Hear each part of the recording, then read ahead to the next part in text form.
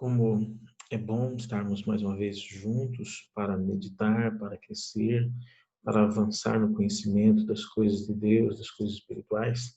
Queremos cada vez mais conhecer e colocar em prática a palavra de Deus. Vamos orar. Querido Pai, queremos muito que o Senhor continue conosco, usa-nos para teu serviço, capacita-nos cada vez mais. Nossa família, nossa vida está em tuas mãos. Em nome de Jesus, amém. Vamos estudar, vamos conhecer um pouco mais sobre a vontade de Deus para o nosso dia, né? Vamos estudar sobre a existência de Deus. Vamos ver aqui os pontos, os itens que falam da existência do nosso Criador. Vemos aqui pegadas que transformam, pegadas de Deus na história. Vemos ali evidências de Deus, né? Nós não podemos ver, ouvir ou tocar em Deus, mas Ele nos deixou muitas evidências de sua existência. Vemos ali pegadas de Deus na terra. E por que andais ansiosos quanto ao vestuário? Considerai como crescem os lírios do campo. Eles não trabalham nem fiam. Eu, contudo, vos afirmo que nem Salomão, em toda a sua glória, se vestiu como qualquer um deles. Mateus, capítulo 6, verso 28 e 29. Então, entendemos que existe um projetista inteligente por trás da natureza. Poderiam essas maravilhas da criação ter surgido por si mesmas? Vemos as pegadas de Deus nos céus. Os céus proclamam a glória de Deus e o firmamento anunciam as obras de suas mãos. Salmos capítulo 19, verso 1. Quem criou estas coisas? Aquele que faz sair o seu exército de estrelas, todas bem contadas, nas quais ele chama pelos seus nomes, por ser ele grande em força e forte em poder, nenhuma só vem a faltar. Isaías capítulo 40, verso 26. Nós vemos ali evidências de Deus em todos os lugares. Considere a enormidade do que se pode ver no universo. Vemos as pegadas do Criador em nosso corpo. Graças te dou, visto que por modo assombrosamente maravilhoso me formaste. As tuas obras são admiráveis e a minha alma o sabe muito bem. Salmos capítulo 139, verso 14. Algum relógio surgiu de uma explosão? O universo e o corpo humano são muito mais complexos e intrincados. Quando olhamos para todas as maravilhas do corpo humano, vemos ali que existem muitos desafios, mas também em cada item vemos ali as marcas de Deus. Quando olhamos para a arqueologia, os doutos modernos são agora aqueles que reconhecem a autenticidade e autoridade da literatura cristã. É a crítica que no passado reivindicava ser avançada, que agora é atrasada e fora de época, disse este intelectual, Sir Frederick. Pondo a Bíblia à prova. 1 Tessalonicenses, capítulo 5, verso 20 e 21, ali nos diz, nós não devemos desprezar as profecias, devemos julgar todas as coisas e reter o que é bom. Toda a Escritura é inspirada por Deus, é útil para o ensino, para a repreensão, para a correção, para a educação na justiça. O texto de 2 Timóteo, capítulo 3, verso 16, que mostra a vantagem e a relevância deste sagrado livro. Temos então que a Bíblia permanece, a sua palavra é eterna. Seca-se a erva e cai a sua flor, mas a palavra do nosso Deus permanece eternamente. Isaías capítulo 40, verso 8. Diocleciano, imperador romano do quarto século, confiscou as escrituras e as queimou. E muitos fizeram isso ao longo da história. Mas vemos que Deus preservou. Thomas Paine, ele combateu a Bíblia impiedosamente, e vemos ali que muitos também o fizeram, e a palavra de Deus ainda está em nossas mãos. Muitas profecias e seus cumprimentos, a profecia se cumprindo ao longo da história. Lembrai-vos das coisas passadas da antiguidade, que eu sou Deus e não há outro semelhante a mim, que desde o princípio anuncio o que há de acontecer, e desde a antiguidade as coisas que ainda não sucederam, que digo, o meu conselho permanecerá de pé e farei toda a minha vontade. Isaías, capítulo 46, verso 9 e 10. Tiro foi um rico porto marítimo da antiga Fenícia. Seus habitantes queimavam crianças vivas para o seu falso deus Moloque.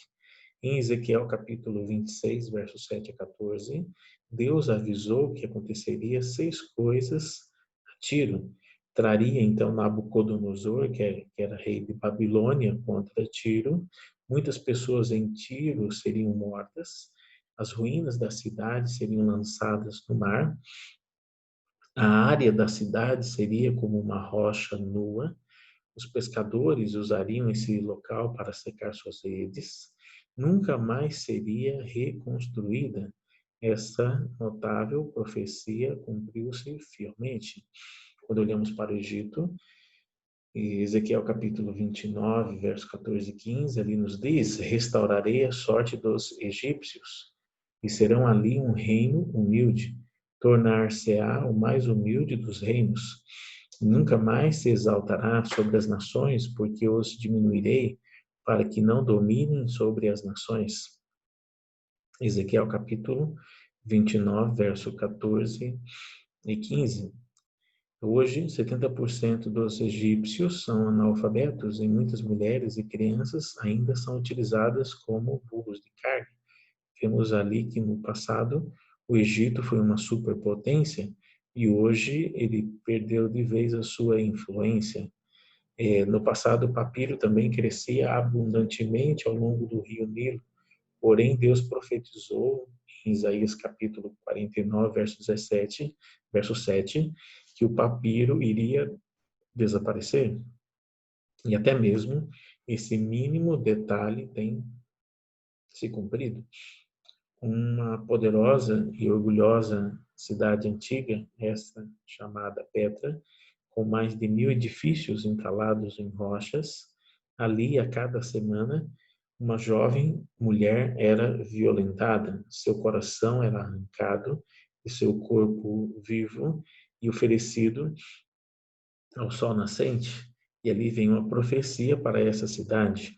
Essa cidade foi amaldiçoada e homem nenhum viveria ali mais. Jeremias capítulo 49, verso 17 até o verso 18. O corujão e o corvo fariam nela os seus ninhos e cresceriam espinhos e urtiga em seus palácios e fortalezas.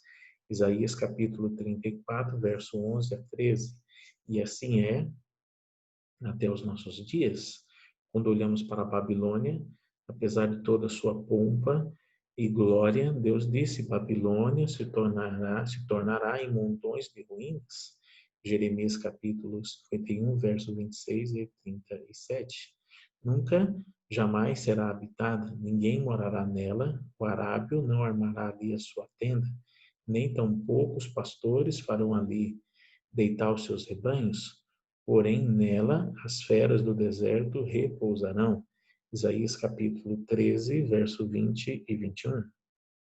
Após 2500 anos, os árabes, com seus animais e tendas, ainda existem, mas recusam a usar as ruínas de Babilônia como abrigo.